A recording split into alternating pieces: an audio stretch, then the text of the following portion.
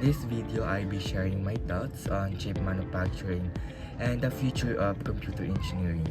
We will talk about why making chips is so challenging, how CPUs are made, and what photolithography is all about. These are key parts of the tech world we rely on every day. I also look ahead at some exciting trends in computer engineering for 2024. So let's start and see why these topics matter for the future of technology.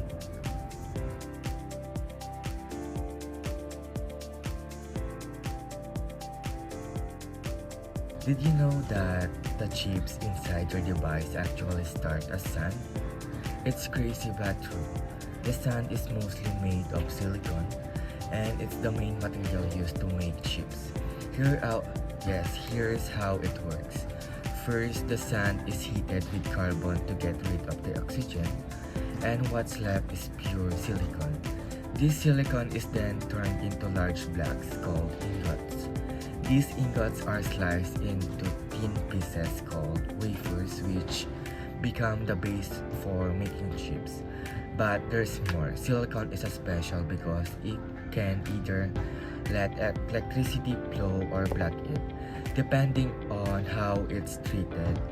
By adding small amounts of other elements like phosphorus or boron, we can change how the silicon works. This process is called doping, and doping helps create layers that are either positive or negative, and that's how we make transistors, the tiny switches that control electricity inside a chip. Okay, these transistors are key. They act like tiny gates that can either allow electricity to flow or stop it, and making them essential for processing information in our devices.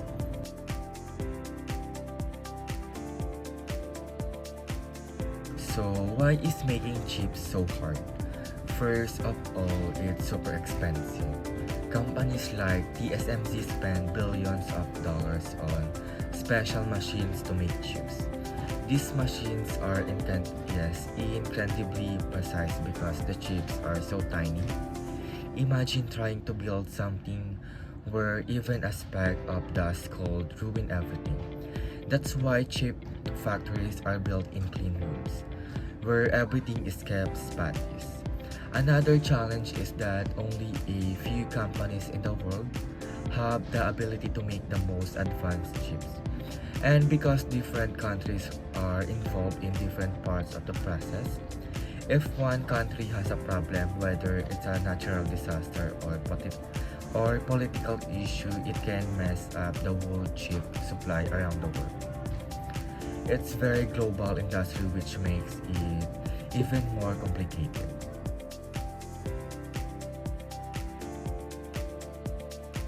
Now, let's talk about one of the most important steps in making chips. Photolithography. It's a big word, but the idea is simple. This process uses light to create patterns on the silicon wafer. Here's how it works. First, the wafer is cleaned really well. Then a special chemical called photoresist is applied to the surface. After that, a mask, which is like a stencil, is placed over the wafer. UV light shines through the mask and onto the photoresist, changing the parts where the light hits. Finally, the areas that were exposed are washed away, and we are left with the pattern of the circuit of the water. Okay, this step is repeated many times, layer by layer, until the whole chip is built.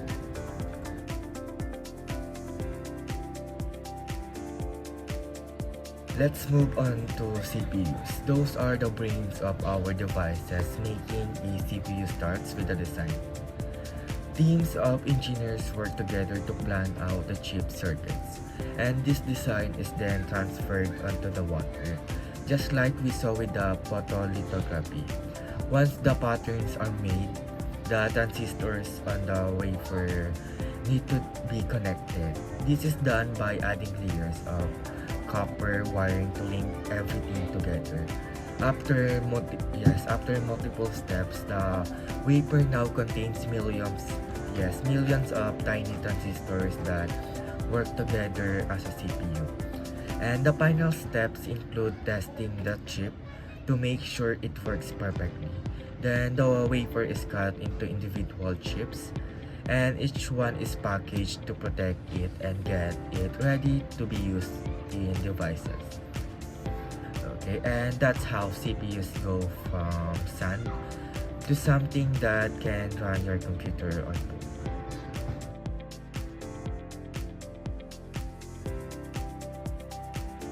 Okay, before we end, let's talk about the future.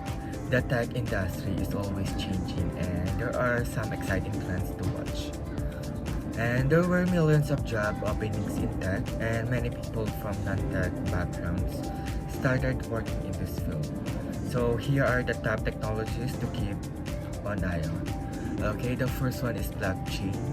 This technology helps secure digital transactions and is becoming important in industries beyond just cryptocurrency. And the next is virtual reality and augmented reality. These are creating new ways to experience the world from gaming to education. And the next is artificial intelligence called AI. It's getting smarter and more powerful, helping with everything from customer service to self-driving cars. And the next is cybersecurity. With more and more data online, protecting it's more important. Super important like that. And the last one is quantum computing. This is the next level of computing power solving problems that today's computers can handle. And yes, and the future of tech looks bright, and if you're thinking about career in this field, there are lots of opportunities out there. Okay, well, that's a quick overview of how chips are made and some of the exciting trends in tech. It's amazing to think that something so small can power the technology, right, that runs our world. Okay, once again, this is Kyle, and thank you for watching. Have a nice day.